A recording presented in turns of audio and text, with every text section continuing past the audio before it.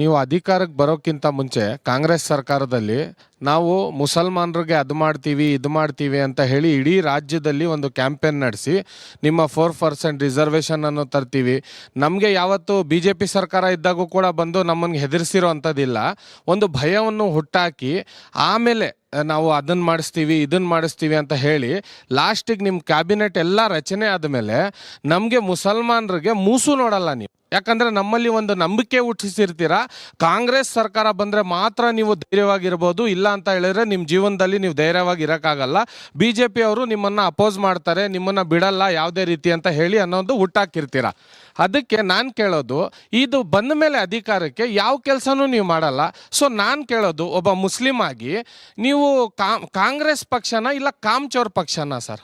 ನೀವು ಓಟ್ ಹಾಕೋವಾಗ ಕಾಮ್ಚೋರ್ ಪಕ್ಷ ಅಂತ ತಿಳ್ಕೊಂಡಿದ್ದೀರೋ ಇದು ಕಾಮ್ ಪಕ್ಷ ಅಂತ ತಿಳ್ಕೊಂಡಿದ್ದೀರೋ ನೀವು ತೀರ್ಮಾನ ಹೇಳ್ಬೇಕು. ಅದು ಮಾರ್ಕೆಟಿಂಗ್ ಮೇಲೆ ಡಿಪೆಂಡ್ ಆಗುತ್ತೆ. ಮಾರ್ಕೆಟಿಂಗ್ ಯಾರು ಮಾಡೋ ನೀವೇ ಅಲ್ವೇನ್ರಿ? ನಿಮ್ ಪ್ರಶ್ನೆ ಇದ್ದಿದ್ದು ಮುಸಲ್ಮಾನರಿಗೆ ಕಾಂಗ್ರೆಸ್ನವ್ರು ಕೊಟ್ಟ ಭರವಸೆಯನ್ನು ಈಡೇರಿಸ್ತಿಲ್ಲ ಅಂತ.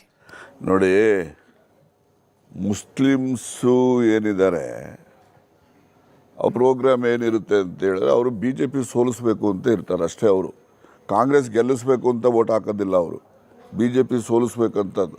ಅದು ಇಲ್ಲಿನೂ ಅಷ್ಟೇ, ದೇಶದಲ್ಲಿ ಎಲ್ಲ ಕಡೆನೂ ಅಷ್ಟೇ ಅವ್ರದ್ದು. ನಿಮ್ಗೆ ಯಾವುದಿದೆ ಬೇರೆ ಆಲ್ಟರ್ನೇಟಿವ್? ಅದಕ್ಕೆ ಓಟ್ ಹಾಕ್ತೀರ ಅಷ್ಟೇ.